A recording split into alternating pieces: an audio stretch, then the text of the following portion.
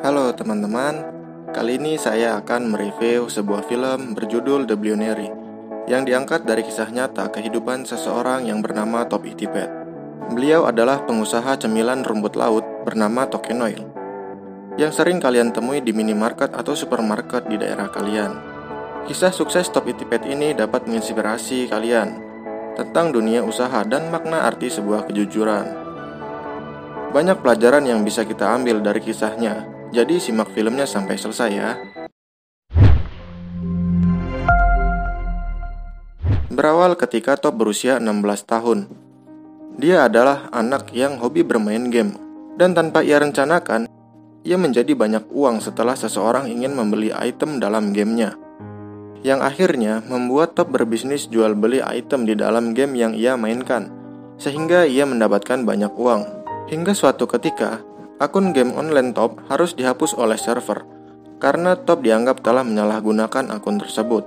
Dan sejak saat itulah Top mulai beralih ke bisnis yang lain. Kemudian, adegan beralih di mana Top mendatangi sebuah bank untuk meminjam uang sebesar 10 juta baht, yang jika dirupiahkan itu lebih dari 4 miliar. Namun, karena umur Top pada saat itu masih di bawah umur, pegawai bank tersebut tidak menanggapinya. Tapi Top tidak berhenti sampai di situ saja. Ia terus meyakinkan pegawai bank itu dan memintanya untuk mendengarkan ceritanya dulu. Dan inilah kisahnya.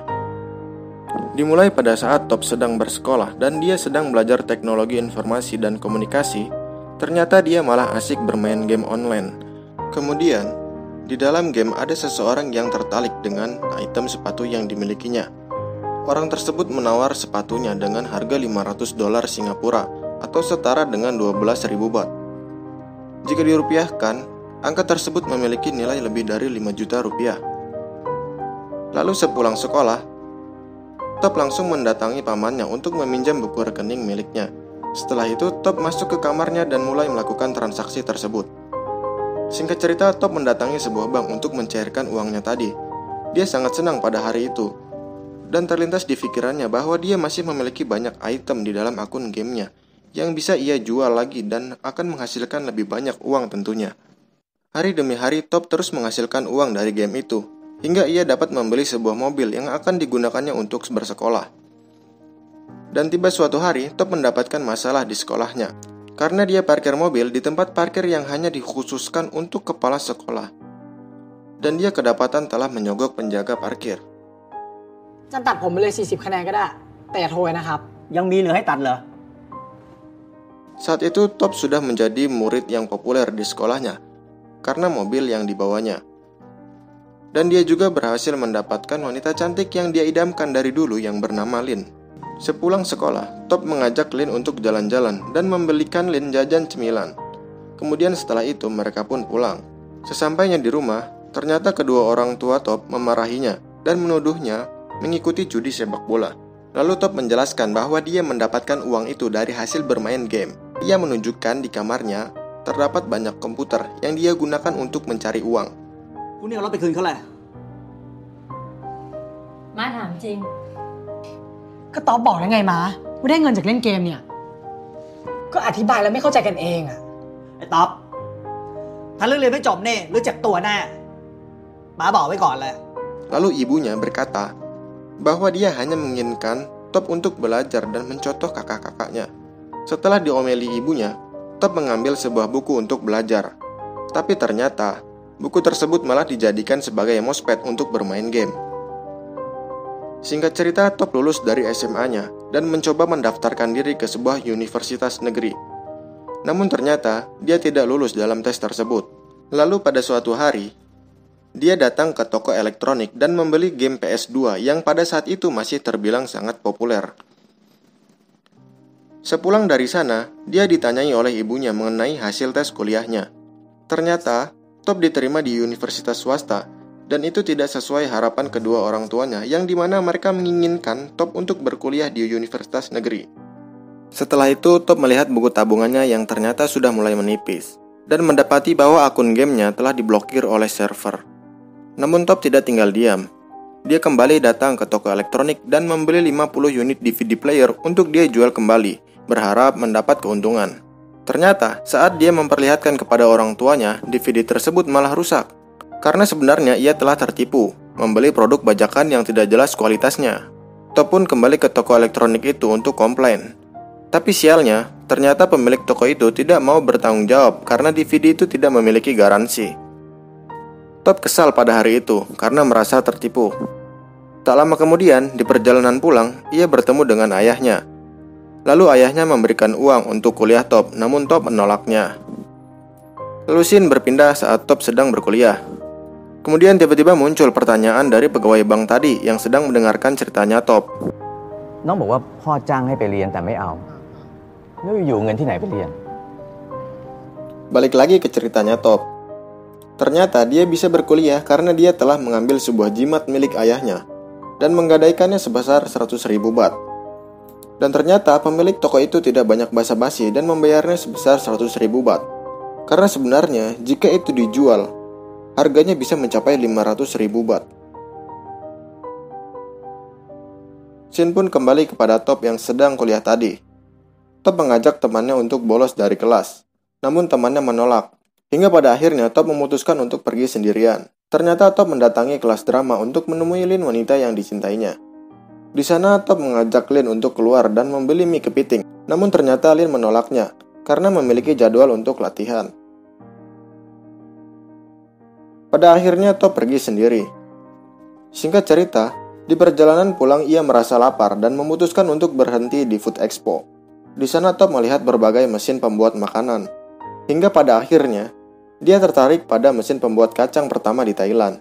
Mesin itu memiliki harga 500.000 baht. Ia tertarik pada mesin itu.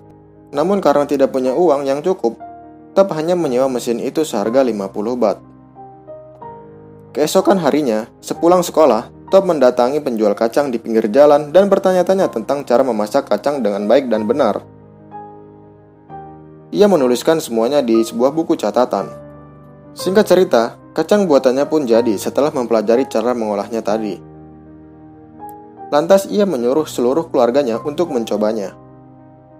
Ternyata kacang itu sangat enak.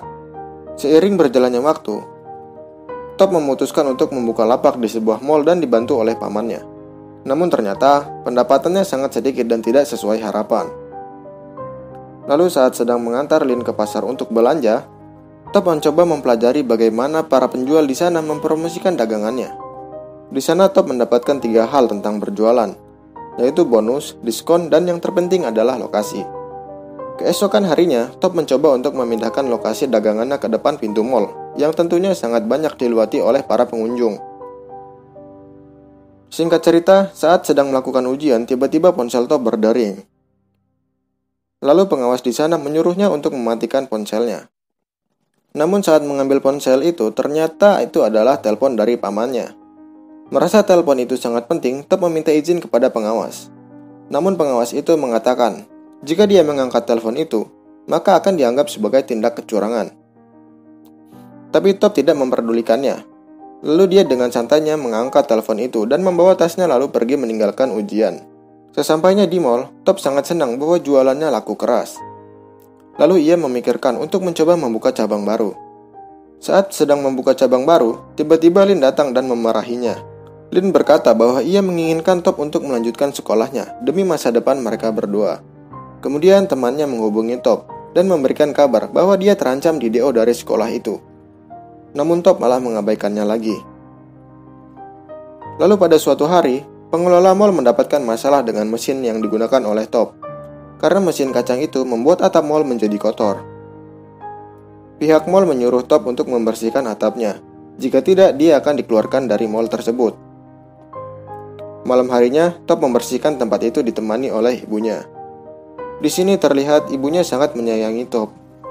Lalu tak lama kemudian dia diusir oleh petugas di sana karena waktunya sudah habis. Lalu Top menyogok petugas itu berharap mendapat waktu tambahan untuk menyelesaikan pekerjaannya itu. Dan betapa terkejutnya, ia justru mendapatkan jawaban yang membuatnya sangat malu. พี่เป็นแม่ของน้องใช่ไหมครับ ใช่ค่ะ อบรมลูกบ้านนะครับ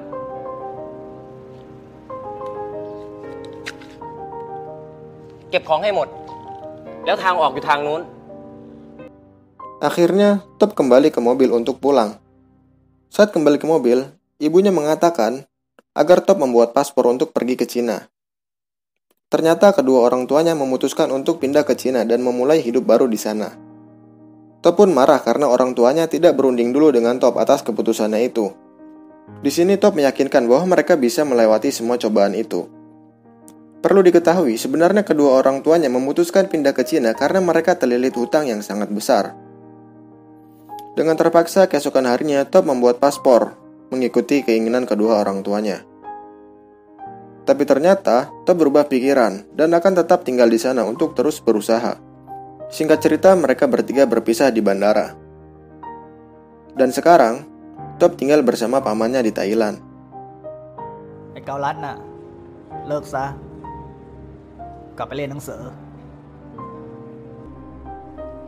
ป้าขอโทษที่ Keesokan paginya, Top kembali menyelesaikan pekerjaannya di mall tersebut. Namun itu tidak membuahkan hasil dan membuatnya harus tetap keluar dari mall tersebut. Kemudian, ia mendapati bahwa rumahnya akan disita karena hutang orang tuanya tadi, dan itu membuat Top sangat terpukul. Lalu di perjalanan pulang, Top bertemu dengan Lin, yang ternyata selama ini Top tidak pernah mengabarinya karena kesibukannya itu. Lin sangat marah kepadanya, lalu Top memeluk Lin dan menceritakan semuanya yang ia lalui. Di dalam mobil, Lin membujuk Top untuk kembali kuliah demi masa depannya. Dan saat berbincang, Lin mengeluarkan cemilan rumput laut dalam tasnya, yang dia beli jauh dari provinsi Rayong. Dan ternyata, tidak ada yang menjual cemilan itu di daerah sana. Mereka pun menghabiskan makanan itu. Shin pun beralih ke bank tadi dan Top kembali melanjutkan ceritanya. Top menceritakan bagaimana dia berhasil dalam bisnisnya kali ini. Top mencoba mendatangi sebuah universitas yang merupakan Fakultas Ilmu dan Teknologi Pangan, bertujuan untuk mempelajari tentang cara mengemas makanan dengan baik dan benar. Singkat cerita, mesin pembuat kacangnya ternyata harus ditarik oleh pemiliknya, karena sebelumnya Top hanya menyewanya.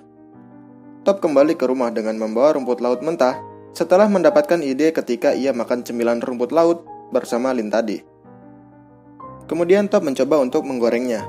Ternyata saat menggorengnya, rumput laut itu sangat tidak enak. Top dan pamannya terus mencoba untuk membuatnya menjadi enak, hingga pada akhirnya mereka semua sudah kehabisan bahan dan tidak mendapatkan hasil. Tidak berhenti di situ saja setelah gagal. Ternyata Top membeli lagi bahan rumput laut itu dengan cara menjual semua perlengkapan ngegamenya. Namun sayangnya masih saja gagal. Sepulang dari kuliah, ternyata hujan turun sangat deras. Top pulang ke rumahnya dan membawa rumput laut lagi. Saat dia mencari pamannya, ternyata pamannya sudah tergeletak di depan penggorengan. Lalu Top segera membawanya ke rumah sakit.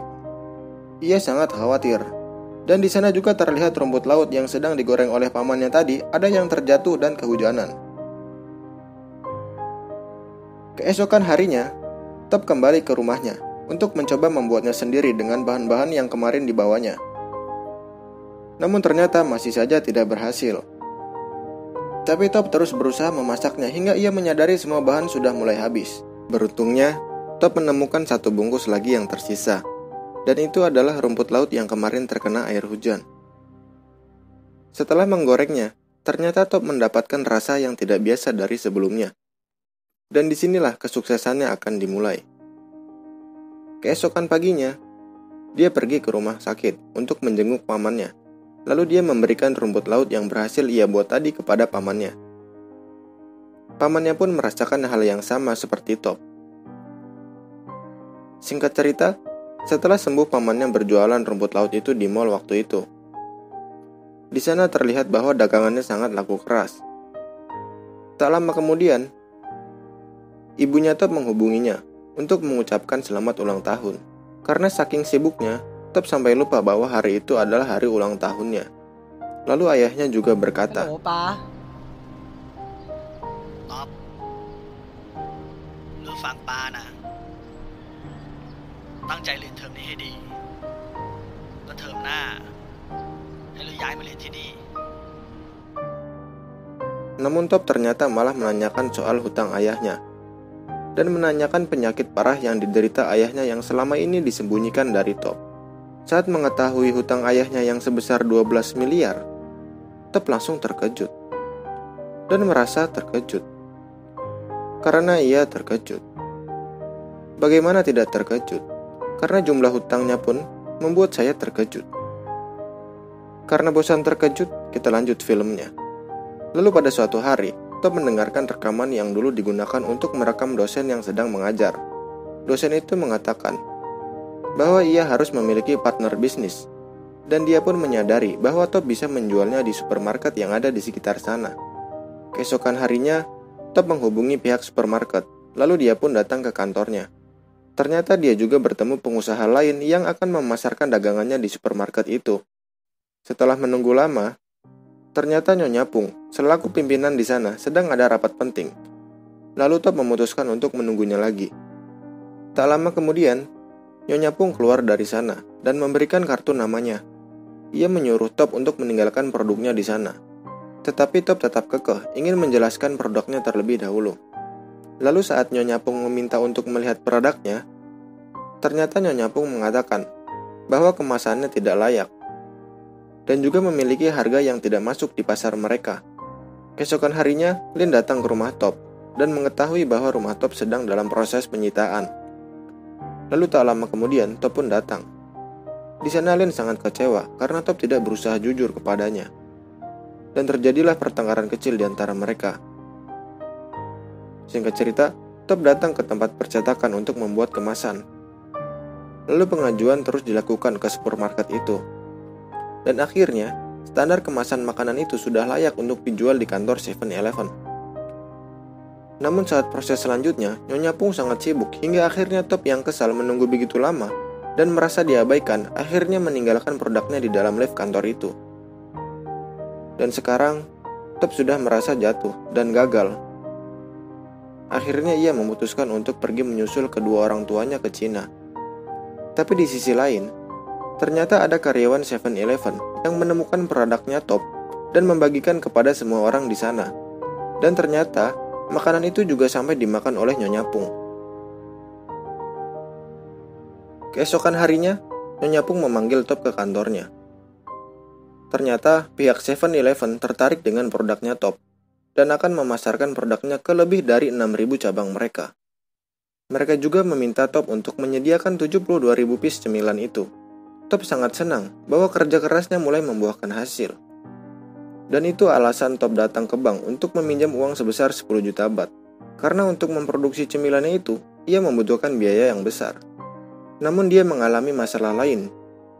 Sebab umurnya masih 19 tahun dan hutang kedua orang tuanya sangatlah besar. Maka dari itu, pihak bank tidak bisa meminjamkan uang kepada Top. Merasa itu bukanlah akhir, Top pun mencari cara lain. Dan akhirnya ia menyadari bahwa ayahnya memiliki sebuah ruko kosong yang juga dalam proses penyitaan. Tapi Top akan mencoba memanfaatkan ruko itu untuk memproduksi produknya itu. Dan dia juga akan menyusul proses pembangunannya karena dia tidak memiliki banyak uang lagi. Singkat cerita, di sebuah stasiun kereta, Top menyadari bahwa Lin sudah memiliki pacar yang baru.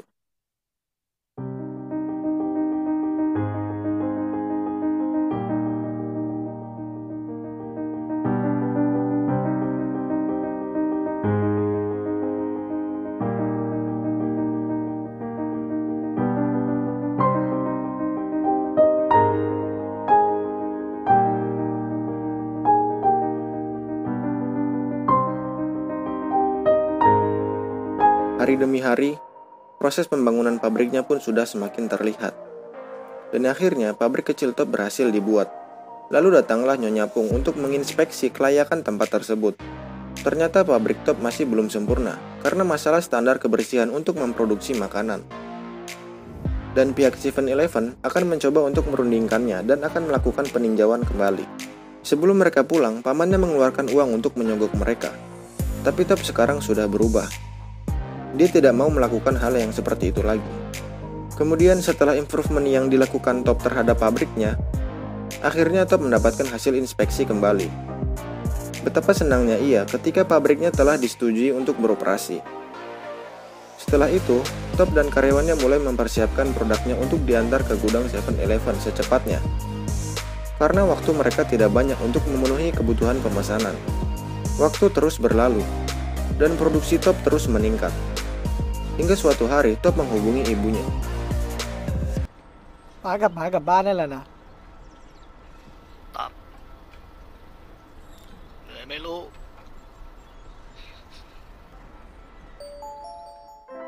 Akhirnya film pun selesai dengan kesuksesan seorang pengusaha muda ini. Perlu diketahui, setelah 2 tahun Top bekerja sama dengan 7-Eleven, ia berhasil melunasi utang ayahnya yang sebesar 12 miliar itu.